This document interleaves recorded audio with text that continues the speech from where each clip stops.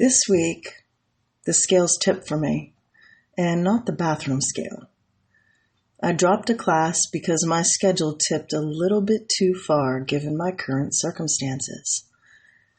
I mean, working 2 jobs, going to school full time, and taking care of my daughter while making my health a priority requires some insight. I need to know when I'm teetering on the edge of things that are too much, right? So 2 classes in one 8-week term is just a little bit too much to handle at this accelerated pace with all my other roles. Learning your limits, whether in the middle of a heavy lift or adapting your schedule, is essential if you're going to be successful. I went to bed twice this week because a sick child, the first week of classes, and life just hit hard. My energy was gone. Our bodies start to tell us to slow down before they get louder, and I've learned to pay attention. When I was seeking my 3rd cup of coffee on Tuesday afternoon, I had to come up with a plan, and early bedtime became a non-negotiable. This situation reminded me how often we ignore the signals when the scales have tipped, until something forces us to listen. And I was not about to wait for that to happen. So let me say this clearly. Dropping a class and moving it to another term is not a failure. It's understanding the need for limits. Going to bed early twice in 1 week isn't quitting. It's understanding what my body and mind need and executing it. And while we start in on this subject, that number on the scale has never told the whole story. And here's the thing. None of these things are accidental. I did not wait until my body shut down, got injured, or my schedule imploded before I acted. I noticed the signals, listened, and made the call. Because when the scales start to tip, the goal isn't to prove how much we can carry. It's to stay upright. Welcome to episode 44 of Making Male Health in the Hustle. This podcast is a place where motherhood meets muscle, ambition meets exhaustion, and figuring out how to prioritize my health journey into the insanely beautiful chaos of a busy life is what I talk about. Some days it's going to look messy and other days flawless. But no matter what kind of day I'm having, I can assure you I will tell the truth and do my best to give you some good ideas and insight to help you prioritize your own journey. So, most of us aren't trying to balance just one thing at a time. We're actually juggling a bunch of different scales all at once. There's the schedule and everything we've committed to versus what we realistically have capacity for. There's our energy, how much we're putting out compared to what we're actually recovering. There's the physical side, the data, the numbers, the metrics, and what they really mean in the context of our lives. And then there's the emotional piece, how resilient we feel versus how close we are to overload. And here's the thing, when one of those scales starts to tip, the others usually are not far behind. Health in the hustle isn't about keeping every scale perfectly balanced all the time.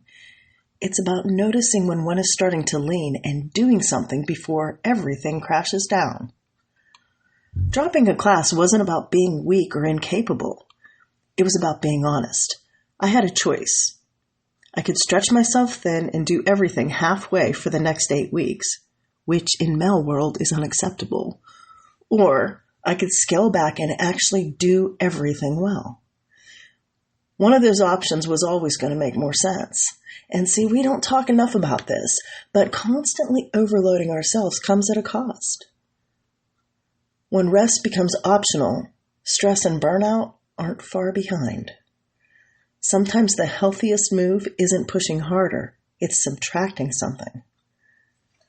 Capacity isn't fixed. It changes with the seasons and the stress, the sleep, the kids getting sick or work getting heavy, all of it. Pretending otherwise doesn't make you stronger, it just delays the crash. Sometimes making life look easier means pausing one thing that isn't essential right now, or giving yourself permission to change the plan right in the middle of things. Treating rest like a requirement, not something you have to earn, can be essential. Because adjusting things doesn't mean you failed. It means you're paying attention. You have to know when it's time to go to bed. Full stop. Because no matter how dialed in your schedule looks on paper, none of it works well when you're running on empty. When your sleep is off, everything else gets harder. Your patience gets thinner, your focus is fuzzy, and the choices that normally feel easy suddenly feel overwhelming. Your food decisions get weird or just plain stupid. Work feels heavier. Even workouts feel harder than they should. And here's what we often miss. When everything gets sharper, heavier, or more complicated, the answer isn't usually more discipline or more effort.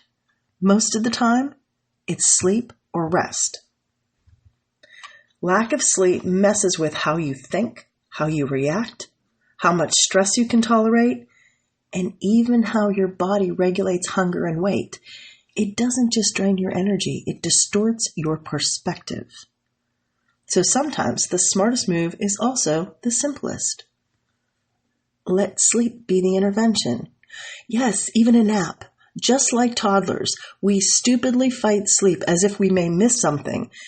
And often we act like toddlers in the process. And if you think that I'm not telling the truth, then think about this the next time that you're exhausted and lash out at someone around you, like a little toddler throwing an adult temper tantrum. At the end of the day, sometimes we just got to stop pushing through and take a break. If your sleep isn't solid, your ability to manage life takes a hit, not because you're failing, but because your system is asking for rest. So, what about those physical scales when they tip? Let's talk about that metal box that trips up so many folks, that daggone scale. A number on the scale can feel like it's setting us back or setting us up. That scale number should never give the power that we allow it. At Lifting Your Life Coaching this week, we were just talking about this because many of our community members who celebrate Lent decided to give up looking at the scale for Lent, and they've really been following through with this. They're focusing their healthy efforts on other measures, like the way their clothes fit, or their healthy habits, or what they see on their plates, rather than a number, and many of them are doing well with it. See, that scale can often tell part of the truth. Weight changes daily, and weight fluctuations are largely driven by our water retention, or sodium intake, or hormone changes, not fat gain. The scale measures mass, not meaning. And the scale number is simply this: data. It's context. It's a trend over time, not a verdict about your actions today. It doesn't know your effort, your sleep, your stress, and it never measures your worth.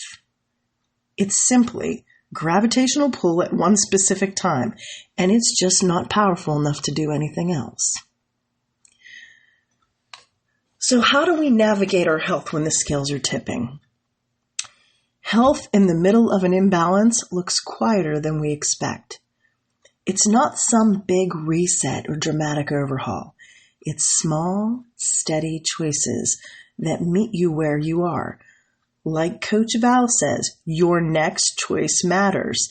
Like dropping a class or going to bed earlier. It might mean keeping your meals simple instead of trying to optimize every bite. It might mean going for a walk instead of forcing a hard workout that you just don't have the energy for. It means choosing consistency over intensity and doing something instead of trying to do everything. And it definitely means listening to your body instead of pushing past it like it doesn't get a vote. Believe me, your body will take a vote if you don't give it one.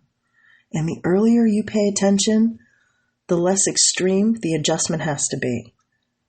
Because when you notice the scale is starting to lean, instead of waiting for it to crash, you give yourself a lot more room to stand upright.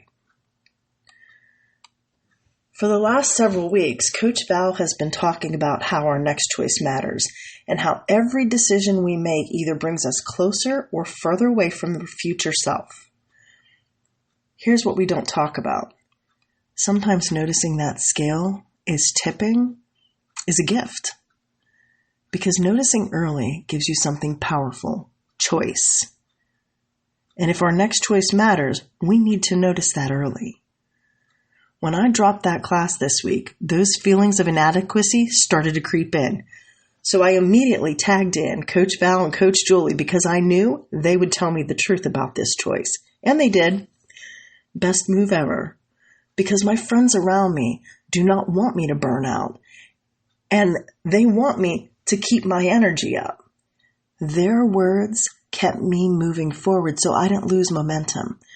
I instead protected it, which is a much better choice than being 4 weeks in and realizing that both classes have poor grades, I can't keep up at work, and my daughter is now struggling more because I am. First, paying attention to the scales tipping gives you your clarity back. When you're exhausted or under constant pressure, everything feels distorted. Slowing down or just getting some rest helps you see your options again instead of feeling trapped by them. And here's what I know about stepping back. It actually moves you forward.